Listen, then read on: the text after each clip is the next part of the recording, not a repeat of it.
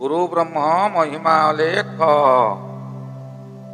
आज महिमा वास्तु सेवा तरफरु आपण मानकु स्वागत जनाई आरंभ करने को जाउछि। ज्योतिष शास्त्र रे राहु और केतुंकर प्रभाव। एही राहु केतु केउं गृह रे रहिले केउं केउं फल मिले। अन्य ग्रह गोटिए प्रकार फल देउथिबा स्थले राहु महाग्रह विभिन्न प्रकार फल देइथांती। आज प्रथमे जानिबा लग्न द्वारा राहुंकर फल। लग्न रे जदि राहु रुहंती एहा सप्तम रे केतु रहिबे। लग्न रे राहु रही सप्तम रे केतु रहिले ओ ताहार गोटिए पाखरे आउ 7 गोटी ग्रह हेउ 6 गोटी ग्रह हेउ किंबा 5 गोटी ग्रह हेउ जदि आबद्ध होई रहिले ताहा एक काल सर्प जोग सृष्टि हुए। जो काल सर्प जोगर नाम हेउची अनंत काल सर्प जोग। किंतु यही अनंत काल सर्प जोगर फल अलगा अलगा होता है। अनंत काल सर्प जोग जातक देखीदेले जे अनंत काल सर्प जोगर फल जे समान ताहा नुहे। विभिन्न राशि सकाशे विभिन्न प्रकार फल रही। जदि मेष लग्न किंबा बिछा लग्न होई यही लग्न रे राहु रही अनंत काल सर्प जोग सृष्टि करती तेबे मनुष्य प्रत्येक कार्यपंथारे हारी जाइथांती। चाकरी हेउ अथवा व्यवसाय हेउ तहिरे जेते रोजगार कले मध्य केबे संतुष्ट होई पारंती नाही। जेते परिश्रम कले मध्य जात व्यक्तिर अवनति होइताए। यार कारण राहु मंगलर शत्रु ग्रह। एथि कारणरू निजर कर्म रे केबे शांति न थाए। और राहु मंगल एकत्र हेले किंबा मेष लग्न बिछा लग्नर अधिपति मंगल यही लग्न रे जदि राहु रहिबे तेबे मंगल सहित राहुंकर प्रभाव हेतु यह एक अंगारक जोग मध्य हेब। जेउ अंगारक जोग जेउ जातक रे थाए ताहांकर कौनसी कार्य सफल हेबा बहु कष्ट हुए। ये गला मेष लग्न बिछा लग्न विषय आहुरी मध्य तांकर एपरी संपर्क हुए जे एपरी परिस्थिति सृष्टि हुए बारंबार कर्म रे बाधा सृष्टि हुए। जेते ज्ञान थाउ जेते धनवंत होइतांतु जेते ज्ञानी होइतांतु और जेते प्रभावशाली व्यक्ति होइतांतु एपरी परिस्थिति हुए जे से निज उपर व्यक्ति निजे भरोसा तुटाई दिए। बारंबार प्रत्येक कार्य रे फेल मारिबा परे समस्त दिगरु तांकर आशा तुटी जाइथाय। या परे देखिबा वृष लग्नर अधिपति शुक्र और तुला लग्नर अधिपति मध्य शुक्र। यही राशि रे लग्न हेई जदि काल सर्प जोग मुंड एइठारे रहिबो। काल सर्पर मुंड हेउची राहु ग्रह। तेबे व्यक्तिंकर भोग विलास रे बहु बाधा सृष्टि हुए। कारण शुक्र हेउची भोग विलासर ग्रह, शौकिनी ग्रह, प्रेम ग्रह। तेणु व्यक्तिंकर भोग विलास रे और प्रेम रे बहु प्रकार बाधा आसी थाए। अर्थ चिंता मनुष्य को व्यतिव्यस्त करि पकाए। दिन को दिन रोजगार ରୋଜଗାର କମି କମି ଯାଏ। ଯେଉଁମାନେ ଚାକିରି କରିଛନ୍ତି ସେମାନେ ଚାକିରି କ୍ଷେତ୍ରରେ ବଦନାମୀ ହୋଇ ତଳ ପାହ୍ୟାକୁ ଖସି ଆସନ୍ତି। ବ୍ୟବସାୟରେ ଯେତେ ମୂଳଧନ ଖଟାଇଲେ ମଧ୍ୟ ତାହା ବୁଡ଼ିଯାଏ। ଅନେକ ସମୟରେ ହତାଶ ଭାବ ଆସେ। ନିଜ କୁଟୁମ୍ବ ମଧ୍ୟରେ ମାନ ମନାନ୍ତର ହୋଇ ସମସ୍ତେ ନିଜ ନିଜ ବାଟରେ ଚାଲିଯାଆନ୍ତି। ସେମାନେ ଅର୍ଥ ଅଭାବରୁ ଆପଣଙ୍କର ସାଙ୍ଗ ଛାଡ଼ି ଦିଅନ୍ତି। ଆପଣଙ୍କ ପାଖରେ ଆଉ ଅର୍ଥ ନାହିଁ, ସେମାନେ ବା କାହିଁକି ଆପଣଙ୍କ ପାଖରେ ରହିବେ? ଦିନକୁ ଦିନ ଆର୍ଥିକ କଷ୍ଟରେ ଆପଣ ଭାଙ୍ଗି ପଡ଼ିବେ। ନିଜ ଉପରୁ ନିଜର ଭରସା ତୁଟିଯିବ। ଯଦି ମିଥୁନ ଲଗ୍ନ ଓ କନ୍ୟା ଲଗ୍ନ ହୋଇ ସେହି ଲଗ୍ନରେ ରାହୁ ରହି ଅନନ୍ତକାଳ ସର୍ପଯୋଗ ସୃଷ୍ଟି କରିଥାନ୍ତି, ତେବେ ରାହୁ ଏହି ରାଶିର ମିତ୍ର ଗ୍ରହ। ତଥାପି ଦ୍ୱାତ୍ମିକ ରାଶି ହୋଇଥିବାରୁ ଆଗ ପଛ ନ ଭାବି ଖାଲରେ ପଡ଼ିଯାନ୍ତି। ସଦା ସର୍ବଦା ବିଭିନ୍ନ ଚିନ୍ତା କରନ୍ତି, କିନ୍ତୁ କାର୍ଯ୍ୟ ଠିକ୍ କରିପାରି ନଥାନ୍ତି। ଶତ୍ରୁମାନେ କୂଟ ଚକ୍ରାନ୍ତ କରି ଧନ ଅପହରଣ କରିଥାନ୍ତି। ଏମାନେ ଚାକିରି କରନ୍ତୁ କିମ୍ବା ବ୍ୟବସାୟ କରନ୍ତୁ, ଶତ୍ରୁ କିନ୍ତୁ ପଛରେ ଲାଗିଯିବେ। ଏହି କାଳସର୍ପ ଯୋଗ ବ୍ୟକ୍ତି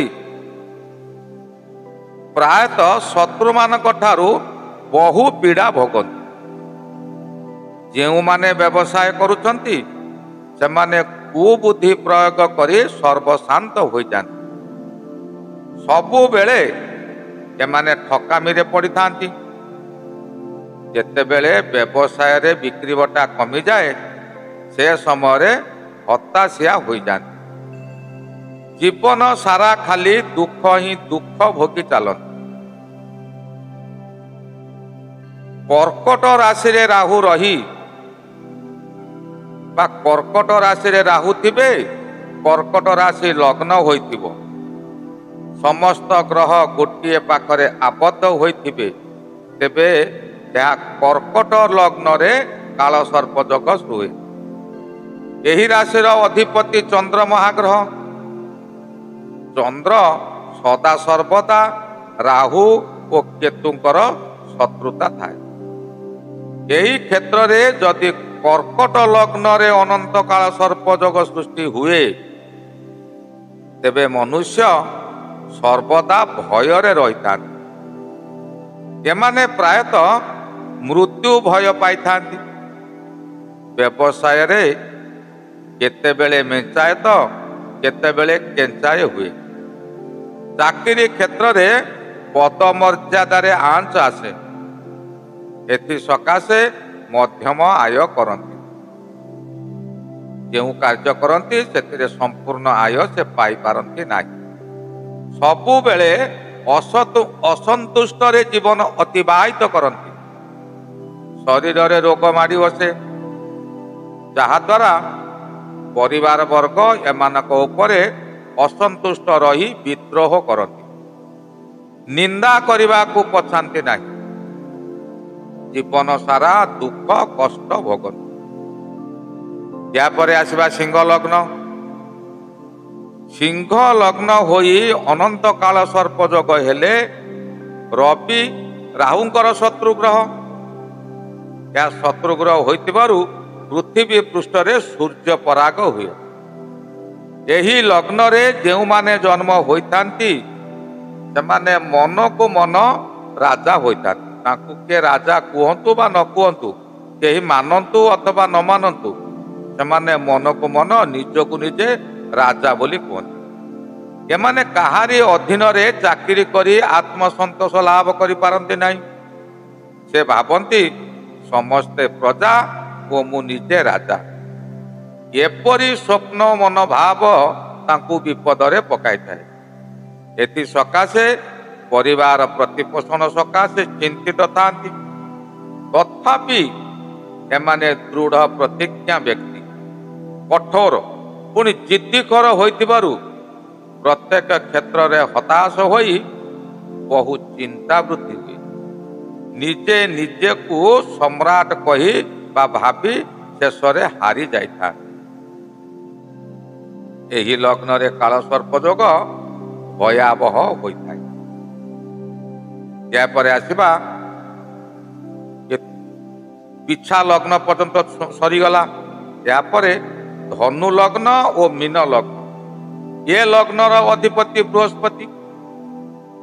यही लग्न रे जदि काल सर्प जोग सृष्टि हुए, व्यक्ति पराधीन भावे चाकरी करी विफल होता। निजर संकोचशील स्वभाव हेतु व्यवसाय रे धनहानि घटे। पारिवारिक जीवन रे अर्थ संकट हेतु बहु संकटर सम्मुखीन होती। आत्मिक दुख और हताश मनोभाव नहीं एमाने कार्य करुथिले मध्य जुक्ति तर्क करने को केबे भूलती नहीं। या फल बहु गुप्त शत्रु सृष्टि होती। यही लग्न जात व्यक्ति बहुत जगी रखी समय बिताती। जगी रखी खर्च करी किछि मध्य संचय करि पारंती। शेषरे हेला कुंभ और मकर लग्न। यही दुई लग्न रे जात व्यक्ति शनि ग्रहंकर अधीन रे जन्म होता। कुंभ लग्न मकर लग्न ये दुईटी लग्न अधिपति हेले शनि देव।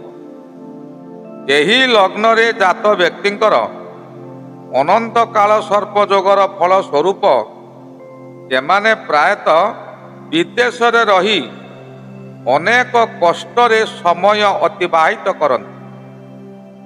एमाने स्त्री और पिलांक उपरे सर्वदा विरक्ति था। पिलांक निकट को एमाने भी सर्वदा आसी पारंती नाही। एमाने बहुत रोजगार करती सत, किंतु कंजूस परी चली थांती। एपरिकी निज देह खराब हेले भी टंका टीए खर्च करती नहीं किंबा औषध टीए किणती नहीं। परिवार कथा किए पचारे? निजे जे निज पाई टंका टीए खर्च करे नहीं, रोगरे निजे पड़ी जंत्रणा भोगुथिबे किंतु गोटे टंका खर्च करिबा नहीं, से परिवार को कौन देखिबो?